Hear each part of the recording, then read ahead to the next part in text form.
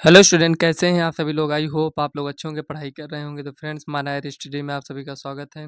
तो आज की इस वीडियो में हम प्रश्नावली 12.1 की 6 नंबर और 7 नंबर क्वेश्चन को कंप्लीट करेंगे। तो फ्रेंड्स, इसके पहले के जो 1 से 5 नंबर तक क्वेश्चन थे उसे हमने कंप्लीट करा दिया है, और इसके पहले के जितने भी चैप्टर हैं उसे भी हमने कंप्लीट कर रखा है। तो अगर आपने इसके पहले की वीडियो नहीं देखी तो आप चैनल की प्लेलिस्ट में जाकर आप इसके पहले की वीडियो देख लीजिएगा। तो चलिए फ्रेंड्स, वीडियो को स्टार्ट करते हैं। तो इसमें 6 नंबर क्वेश्चन में आप देख सकते हैं, दिया गया है दवा का एक कैप्सूल एक बेलन के आकार का है, जिसके दोनों सिरों पर एक अर्धगोला लगा हुआ है। आकृति 12.10, पूरे कैप्सूल की लंबाई 14 मिलीमीटर है और उसका व्यास 5 मिलीमीटर है। इसका पृष्ठीय क्षेत्रफल ज्ञात कीजिए। तो फ्रेंड्स, सबसे पहले आपको क्वेश्चन को समझ लेना है। तो यहाँ पर दिया गया है कि एक कैप्सूल है। कैप्सूल तो आप इस टाइप से देखे होंगे।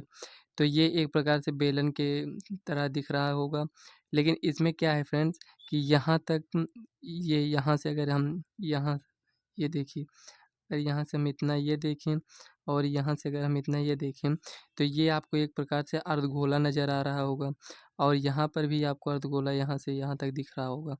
तो कहने का मतलब फ्रेंड्स, यहाँ पर आपको ये बेलन इतना ये यहाँ से यहाँ तक दिख रहा होगा, उसके बाद इसके ऊपर अर्धगोला लगा हुआ है।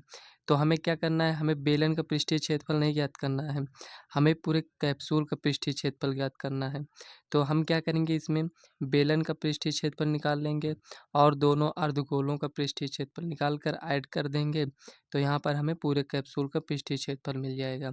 तो इसके लिए हमें क्या करना पड़ेगा, ये आपको समझना है। देखिए, पूरे कैप्सूल की लंबाई कितना दिया गया है, 14 मिलीमीटर, और ये 5 मिलीमीटर क्या दिया गया है, यहाँ पर देखिए व्यास है, ये दिया गया है। कहने का मतलब ये व्यास दिया गया है, तो इसकी त्रिज्या क्या होगा, इसका आधा होगा।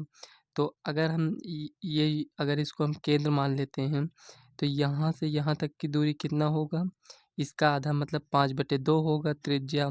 तो एक प्रकार से ये जो 5/2 त्रिज्या होगी, तो इसको चलिए हम आपको कॉपी में बताते हैं अच्छे से।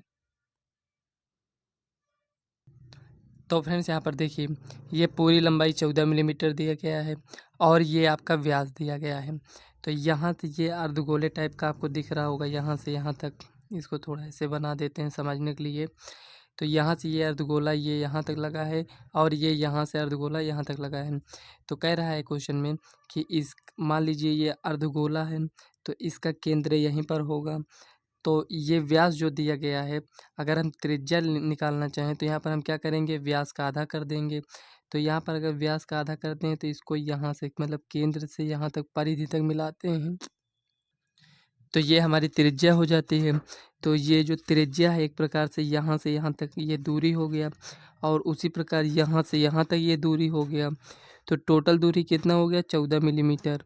अगर हम इतनी दूरी और इतनी दूरी को माइनस कर दें, तो हमें ये यहाँ से यहाँ तक की दूरी मिल जाएगी, ये यहाँ से यहाँ तक। तो ये आपका क्या है, ये बेलन की ऊंचाई हो जाएगी यहाँ से यहाँ तक। तो बेलन की ऊंचाई समझ लीजिए, या आप इसको लंबाई समझ लीजिए। तो यहाँ पर हमें बेलन की ऊंचाई भी मिल जाएगा, और ये हमें त्रिज्या तो इससे मिल जाएगा, ये जो व्यास दिया गया है इससे हमें मिलेगा। तो चलिए फ्रेंड्स, यहाँ पर जो दिया गया है उसे हम यहाँ पर पहले लिख लेते हैं। तो देखिए फ्रेंड्स, यहाँ पर हमने नोट कर लिया जो दिया गया है। कैप्सूल की लंबाई कितनी है, 14 मिलीमीटर, और दोनों अर्धगोलों का व्यास कितना है, 5 मिलीमीटर। हमें ज्ञात क्या करना है, कैप्सूल का पृष्ठीय क्षेत्रफल। तो चलिए फ्रेंड्स, इसको हम सॉल्व कर लेते हैं। यहाँ पर लिखेंगे हल। देखिए, व्यास दिया है तो हम त्रिज्या निकाल सकते हैं। तो यहाँ पर लिखेंगे त्रिज्या आर बराबर व्यास। व्यास को हम डी से रिप्रेजेंट करते हैं, डायमीटर होता है। तो व्यास को आधा करते हैं, तो देखिए आर बराबर व्यास कितना है, 5/2 मिलीमीटर। ये आपका त्रिज्या निकल आया। अब देखिए, इसमें हम क्या करेंगे, बेलन की ऊंचाई निकालेंगे। तो यहाँ पर हम क्या करेंगे, यहाँ पर लिखते हैं बेलन की ऊंचाई। बेलन की ऊंचाई, तो देखिए बेलन की ऊंचाई हम क्या करेंगे, इसमें आपको पूरे कैप्सूल कैप्सूल की लंबाई माइनस दोनों अर्धगोलों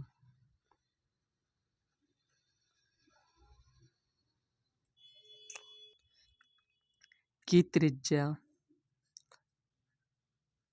क्या करेंगे, माइनस कर देंगे। तो कैप्सूल की लंबाई कितना है, 14 मिलीमीटर। और दोनों अर्धगोलों की त्रिज्या अगर हम माइनस करते हैं तो कितना आएगा, 5/2। ये हो गया, ये 2 बार लिखेंगे। तो यहाँ पर देखिए 14 माइनस 5 इक्वल टू 9 मिलीमीटर। तो आप देख सकते हैं कि यहाँ पर हमें यच मिल चुका है।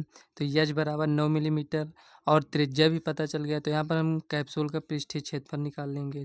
तो लिखेंगे कैप्सूल का पृष्ठीय क्षेत्रफल।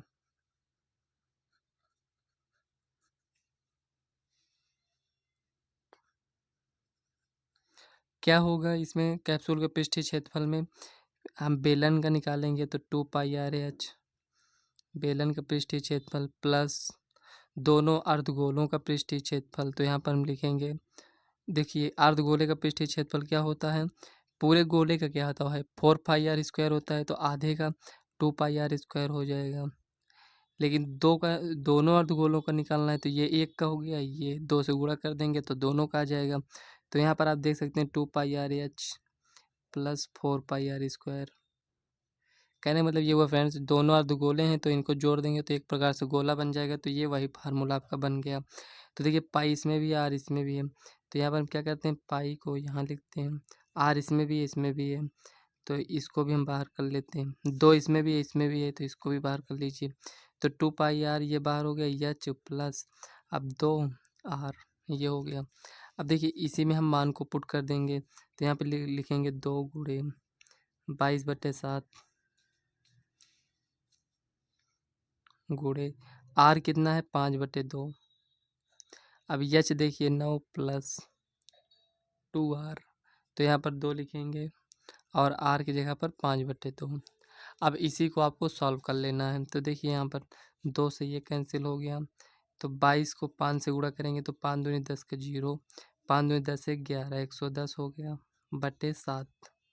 अब इसको चलिए सॉल्व करते हैं। तो 2 से 2 कैंसिल, 9 5 14 इक्वल टू 110/7 गुणे 14। अब देखिए 7 से इसको डिवाइड करेंगे तो 7 दूनी 14, 110 को अगर 2 से गुणा करेंगे तो 220 आएगा। तो यहाँ पर देखिए 220 मिलीमीटर लिख देंगे। लेकिन यहाँ पर देख सकते हैं आप, ये क्षेत्रफल निकाल रहे हैं तो यहाँ पर क्या होगा, मिलीमीटर नहीं होगा, मिलीमीटर स्क्वायर होगा। अगर मिलीमीटर लिखते तो ये आपकी लंबाई हो जाता। लेकिन हमें क्षेत्रफल निकाल रहे हैं तो यहाँ पर मिलीमीटर स्क्वायर, यहीं पर अगर आयतन निकालते तो यहाँ पर आपका मिलीमीटर क्यूब हो जाता है। ये आपको ध्यान देना रहता है। अगर आप यूनिट नहीं लिखते हैं तो हो सकता है आपका नंबर कट जाए। पूरे मार्क्स तो नहीं कटेंगे, जैसे आधा मार्क्स हो सकता है कट जाए। जैसे मान लीजिए 4 नंबर का क्वेश्चन है तो हो सकता है पूरा आंसर आपका सही हो और यहाँ पर यूनिट न लिखे हो तो आधा नंबर आपका माइनस हो सकता है। तो चलिए फ्रेंड्स, ये क्वेश्चन आपका कंप्लीट हो चुका है। तो चलिए आगे वाला क्वेश्चन देख लेते हैं क्या दिया गया है।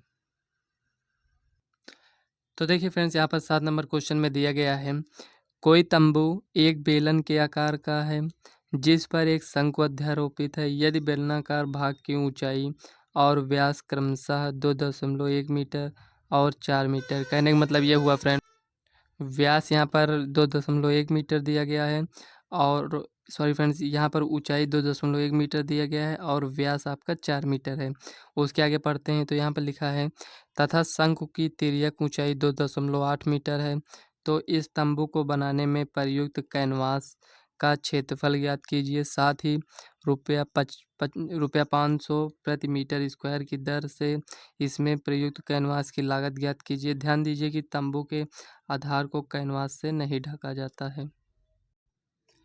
तो फ्रेंड्स, यहाँ पर आप क्वेश्चन में देख सकते हैं 7 नंबर क्वेश्चन में, इसमें जो दिया गया है हम यहाँ पर पहले लिखेंगे, उसको लिखने से पहले हम इसको पहले समझ लेते हैं। तो फ्रेंड्स देखिए, ये जो आपका यहाँ पर ये इतना बना है, ये आपका बेलनाकार भाग है, ऊपर ये शंकु अध्यारोपित है। तो ये जो पूरा ये बना है फ्रेंड्स, ये तंबू ये पूरा कैनवास से बना है। तो इसमें कैनवास कितना यूज किया गया है उसका हमें पृष्ठीय क्षेत्रफल निकालना है। तो फ्रेंड्स, इसको यहाँ से ये शंकु को बनाने में कैनवास कितना लगा है, और इस बेलन को बनाने में कैनवास कितना लगा है। तो उसका हमें पृष्ठीय क्षेत्रफल निकालना है। उसके बाद से उसकी हमें लागत दिया गया है। तो मतलब 1 मीटर स्क्वायर की लागत दिया गया है। तो इसमें जितने मीटर स्क्वायर का कैनवास लगा होगा उससे हम गुणा कर देंगे तो टोटल लागत हमें मिल जाएगा। लेकिन हमसे फ्रेंड्स यहाँ पर क्वेश्चन में कहा गया है कि यहाँ पर ये जो बेलन का आधार है, अगर आप इसको बेलन का आधार समझिए या तंबू का आधार समझिए, तो यहाँ पर जो है कैनवास को नहीं बिछाया गया है, मतलब नीचे खाली कर दिया गया है, यहाँ पर कुछ नहीं बिछाया गया है। तो हमें इसमें क्या करना है कि हम इसका पृष्ठीय क्षेत्रफल निकाल लेंगे और इसका पृष्ठीय क्षेत्रफल निकाल लेंगे। अगर इसमें बोला होता ये बिछाया गया है तो इसके आधार का भी क्षेत्रफल निकालते, लेकिन इसमें पहले से ही बोल दिया गया है कि इसमें ये बिछाया नहीं गया है, तो हम इसका क्षेत्रफल नहीं निकालेंगे। तो चलिए फ्रेंड्स, यहाँ पर जो दिया गया है उसे हम पहले यहाँ पर लिख लेते हैं। तो फ्रेंड्स, यहाँ पर आप देख सकते हैं कि जो दिया गया है उसे हमने यहाँ पर लिख लिया है। तो जो यहाँ पर लिखे हैं उसको एक बार पढ़ लेते हैं कि दिया गया है बेलन की ऊंचाई 2.1 मीटर, बेलन के आधार का व्यास 4 मीटर दिया गया है, शंकु की तिर्यक ऊंचाई 2.8 मीटर है, 1 मीटर कैनवास की लागत 500 रुपये।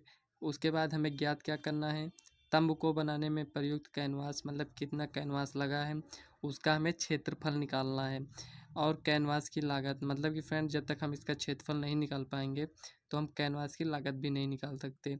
अगर आप तंबू को बनाने में प्रयुक्त कैनवास मतलब कितना कैनवास लगा है, अगर आप इसका जो क्षेत्रफल आएगा उसे आप गलत कर देते हैं तो ये भी आपका आंसर गलत आएगा। तो इसीलिए आपको ध्यान से क्वेश्चन को सॉल्व करना है। तो चलिए फ्रेंड्स, पहले हम प्रयुक्त कितना कैनवास लगा है उसका क्षेत्रफल निकालते हैं। तो फ्रेंड्स, यहाँ पर लिखेंगे हल। तो सबसे पहले व्यास दिया गया है तो हम त्रिज्या निकालेंगे। तो r बराबर d/2 होता है। तो d हमारे पास 4/2 इक्वल टू 2 हो गया, ये हो गया। तो यहाँ पर हम लिखेंगे तंबू को बनाने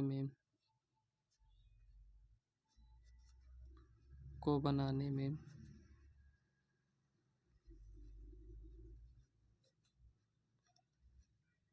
प्रयुक्त कैनवास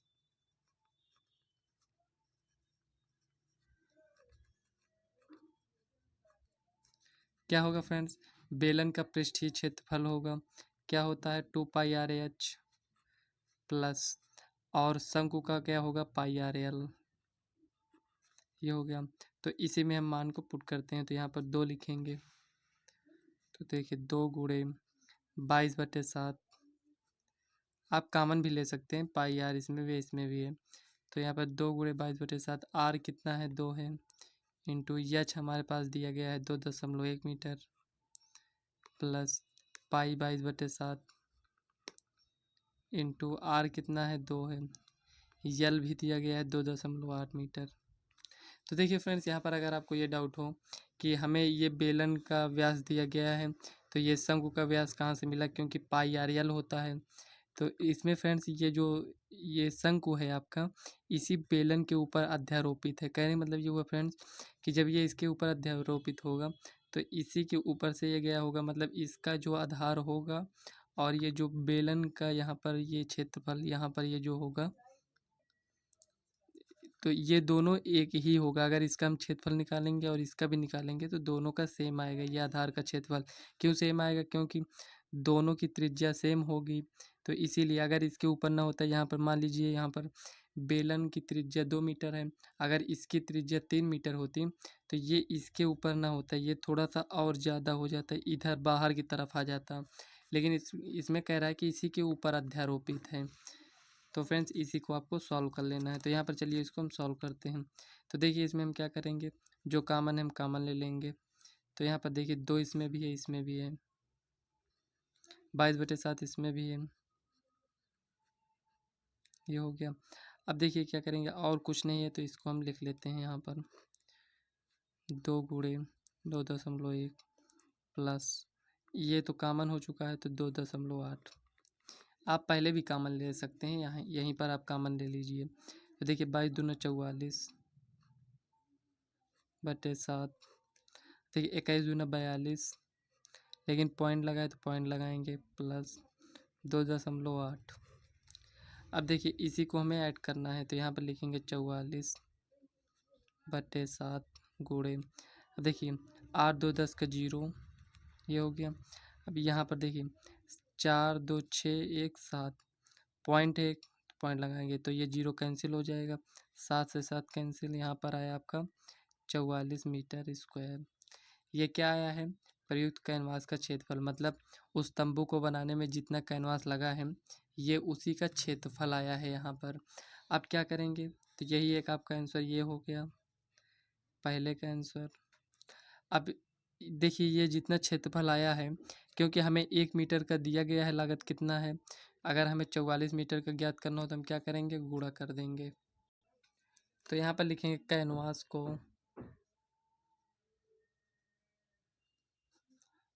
बनाने में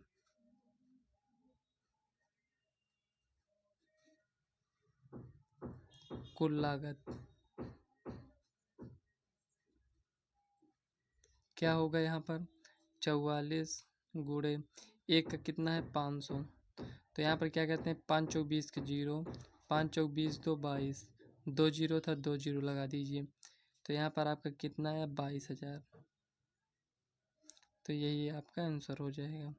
तो फ्रेंड्स यहाँ पर आपका 2 आंसर पूछ रहा था, एक कैनवास को बनाने में कुल लागत कितना है, और कैनवास को, ये जो तंबू को बनाने में कितना कैनवास लगा है, मतलब कितना कैनवास प्रयोग किया गया है, उसका हमें क्षेत्रफल निकालना था। तो उसका क्षेत्रफल हमारे पास 44 मीटर स्क्वायर आएगा और कुल लागत कितना आएगा? 22,000 रुपये। तो यही आपका आंसर हो जाएगा। तो यहाँ पर आप ऐसे लिख सकते हैं, इसको आपको यहाँ पर नहीं लिखना है, इसको यहाँ पर लिखना है। तो फ्रेंड्स ये क्वेश्चन आपका कंप्लीट हो चुका है, और इसके आगे के जो क्वेश्चन है 8वें और 9वां जो क्वेश्चन है उसे हम नेक्स्ट वीडियो में देखेंगे। तो फ्रेंड्स आज की इस वीडियो को यहीं तक रखते हैं। अगर वीडियो आपको पसंद आए तो वीडियो को लाइक व चैनल को सब्सक्राइब कर लीजिएगा, ताकि आने वाले वीडियो का नोटिफिकेशन आप तक सबसे पहले पहुँचे। तो चलिए फ्रेंड्स मिलते हैं नेक्स्ट वीडियो में, तब तक के लिए बाय।